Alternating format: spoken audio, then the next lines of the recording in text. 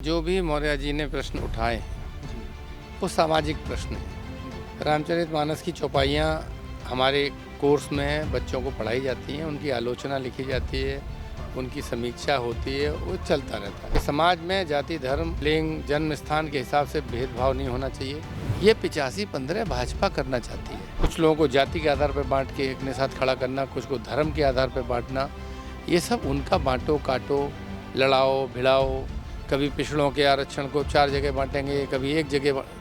उनका कमिटमेंट नहीं है। तानाशाह, संविधान विरोधी और विकास विरोधी सरकार और पार्टी से त्रस्त हैं। जब इन्वेस्टर समिट करते हैं, डिफेंस एक्सपो करते हैं, तब इनको कोई जगह नहीं मिलती, तब उस जगह को झाड़ पोंछ के साफ कराते हैं। एक्सप्रेसवे की होर्डिंग लगा लगा के दिखाया जा रहा है। वो ये सारे काम अखिलेश यादव जी ने किए हैं। 6 साल में एक आध काम भाजपा को भी करना चाहिए था।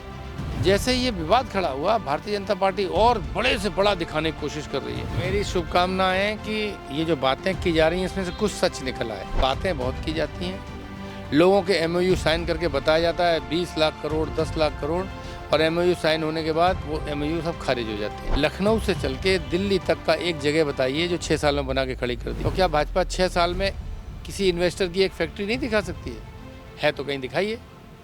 तो हम पुराना अनुभव ये है कि तमाशा किया जाता है। नमस्कार, आपका स्वागत है इंडिया टाइम्स में। धन्यवाद।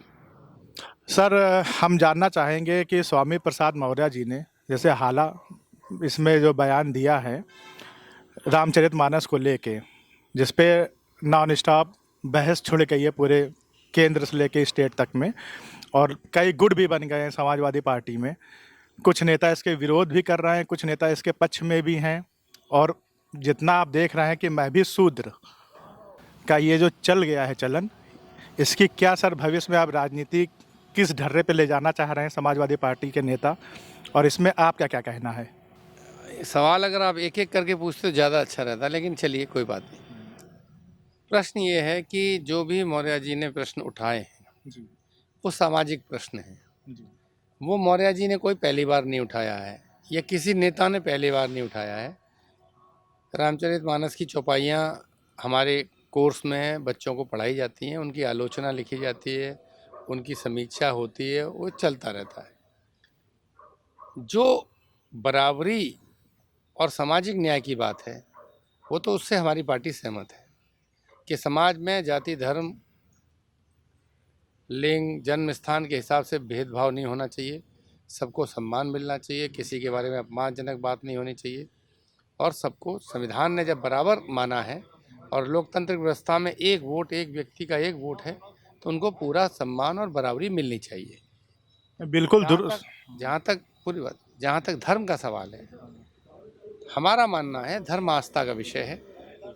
हम भी, हमारी पार्टी भी भगवान राम को भी मानती है, रामचरितमानस को भी मानती है, उसका भी सम्मान करती है, और मौर्य जी ने भी बार बार ये कहा है कि मैं रामचरितमानस के खिलाफ नहीं हूँ, मैं भगवान राम के खिलाफ नहीं हूँ। लेकिन राजनीति है, जिसको जो सूट करता है वो वैसी बात करता है। तो जो व्यक्तिगत आस्था और व्यक्तिगत विचार हैं वो तो भिन्न भिन्न लोगों के हैं। राम के मानने वाले भी समाजवादी पार्टी में रह सकते हैं, कृष्ण के मानने वाले भी समाजवादी पार्टी में रह सकते हैं, शिव के मानने वाले भी रह सकते हैं, जैन भी रह सकते हैं, बौद्ध भी रह सकते हैं, मुस्लिम भी रह सकते हैं, हिंदू भी रह सकते हैं, नास्तिक भी रह सकते हैं, आस्तिक भी रह सकते हैं। तो ये समाजवादी पार्टी का कोई विवाद नहीं है। लेकिन सर इसमें लोगों को अपनी आस्था के हिसाब से मत भिन्नता है, तो वो व्यक्तिगत है, उसे जो रखना चाहे रखे। लेकिन इसमें विपक्ष का कहना है कि ये तो मात्र एक आवरण है, पर्दा है धर्म का। मेन मुद्दा 85-15 की लड़ाई करना है। इस पे आपका क्या कहना? देखिए, विपक्ष कौन है? विपक्ष तो हम ही है इस समय, सत्ता पक्ष का ही है, केंद्र से लेके यहाँ तक। देखिए ऐसा है, 85 और 15 की बात ही नहीं है। जब उन्होंने महिलाओं के बारे में कह दिया तो सारी महिलाएं हैं, 85 कहाँ हुआ? ये 85-15 भाजपा करना चाहती है। जातिगत, कुछ लोगों को जाति के आधार पर बांट के अपने साथ खड़ा करना, कुछ को धर्म के आधार पर बांटना, ये सब उनका बांटो काटो, लड़ाओ भिड़ाओ, कभी पिछड़ों के आरक्षण को 4 जगह बांटेंगे, कभी एक जगह। उनका कमिटमेंट नहीं है। अगर इसको बांटना चाहते तो बांट देते, नहीं बांटना चाहते तो नहीं बांटते। वो टेस्ट करते हैं, वो एक चर्चा चलाते हैं समाज में, उसकी तमाम समाचार पत्र से लेकर TV चैनलों के माध्यम से चर्चा कराते हैं, और देखते हैं कि ये हिट नहीं हो रहा है तो वापस ले लेते हैं। मौर्य जी ने जो सवाल उठाया या समाजवादी पार्टी का जो कहना है, दलित, पीड़ित, शोषित, आदिवासी, महिलाएं, आर्थिक रूप से गरीब, जिनको हक हिस्सा नहीं मिला, जिनके साथ अन्याय हो रहा है, कानून व्यवस्था में जिनके साथ न्याय नहीं हो पा रहा। अब बलिया अखिलेश जी, हमारे राष्ट्रीय अध्यक्ष जी गए, तो जिसने ऑनलाइन फेसबुक लाइव करते हुए आत्महत्या कर ली, उस व्यापारी के यहाँ नहीं गए क्या? क्या कानपुर में जो व्यापारी की हत्या हुई वहाँ नहीं गए क्या, जिसकी गोरखपुर में पुलिस ने मार दिया था? तो जितने भी लोग हैं जो इस तानाशाह, संविधान विरोधी और विकास विरोधी सरकार और पार्टी से त्रस्त हैं, उन सबको इकट्ठा करने का काम समाजवादी पार्टी कर रही है। वो इस पे इकट्ठे न हो पाए, इसीलिए ये बांटो कांटो ये सब काम भारतीय जनता पार्टी करती है। लेकिन शुरुआत में समाजवादी पार्टी का एक मुद्दा था विकास विकास विकास, उस ढर्रे पे चल रही थी, जिसको देखते हुए 2017 लड़ी, 14 भी उससे पहले हारी, फिर 19 में थोड़ा नहीं काम चला उससे, फिर 22 में सफल प्रयोग नहीं हुआ। तो अब ये केंद्र का कहना है, जब इन सभी असफल प्रयोगों के बाद अब ये जो है एक धरा गया है दांव, जिसके चलते जो है मौर्य जी को राष्ट्रीय महासचिव का एक तोहफा भी दिया गया। तो ये एक उनकी तरफ से ये बहुत बड़ा आरोप है, इसको किस तरह से आप खंडित करना चाहेंगे? राष्ट्रीय महासचिव मौर्य जी बने हैं, मैं आपसे पूछता हूँ या आपसे जो कह रहा है उससे पूछिए, भाजपा में वो क्या थे? क्या थे? कैबिनेट मंत्री थे, उनकी बेटी सांसद थी। बसपा में वो क्या थे? बताओ क्या थे? नहीं, लेकिन ये जो है बात नहीं, अभी हम जो बता रहे हैं, ये जो बात सवाल उठाने के बाद ही क्यों तोहफा मिला, ये पूछा जा रहा है। क्योंकि आप लोग अपना दिमाग नहीं लगाते हैं। राष्ट्रीय कार्यकारिणी, राष्ट्रीय अध्यक्ष जी बने, उसके बाद राष्ट्रीय कार्यकारिणी आई, तो जब राष्ट्रीय कार्यकारिणी आएगी तभी तो लोग बनेंगे। क्या कोई मौर्य जी अकेले बने हैं? जी। क्या और 16-17 लोग राष्ट्रीय महासचिव नहीं बने हैं? क्या उपाध्यक्ष नहीं बने हैं?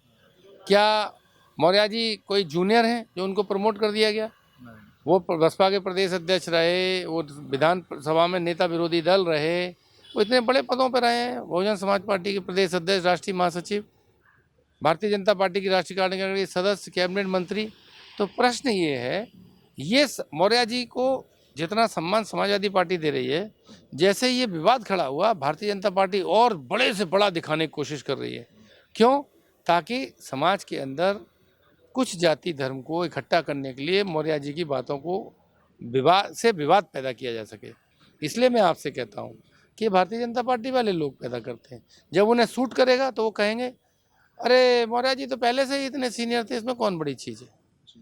तो मौर्य जी इस पार्टी के वरिष्ठ नेता हैं, सम्मानित नेता हैं, और उनकी तरह जो वरिष्ठ थे और सम्मानित थे, सारे लोगों को कहीं ना कहीं समायोजित किया। अभी आखिरी आपसे आज प्रश्न है, आज G20 की बैठक शुरू हो रही है लखनऊ में 10 फरवरी से, जिसमें प्रधानमंत्री से लेके कई बिजनेसमैन और कई देश के नेता शिरकत कर रहे हैं। तो आपको इसका भविष्य क्या दिख रहा है उत्तर प्रदेश सरकार में, कि किस तरह से इन लोग का इन्वॉल्वमेंट होगा, और ये सकारात्मक वे में होगा कि ये बस आपकी नज़र में यूं ही है? मेरी शुभकामनाएं हैं कि ये जो बातें की जा रही हैं इसमें से कुछ सच निकल आए। अच्छा।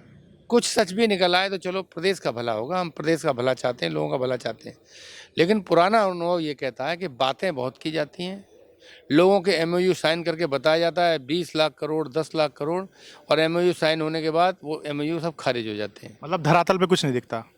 मैं तो आपसे पूछ रहा हूँ, पिछले 6 वर्ष में जितना इन्वेस्टमेंट की बातें करी योगी जी, मोदी जी, इन्वेस्टमेंट से नीचे उतरते ही नहीं है।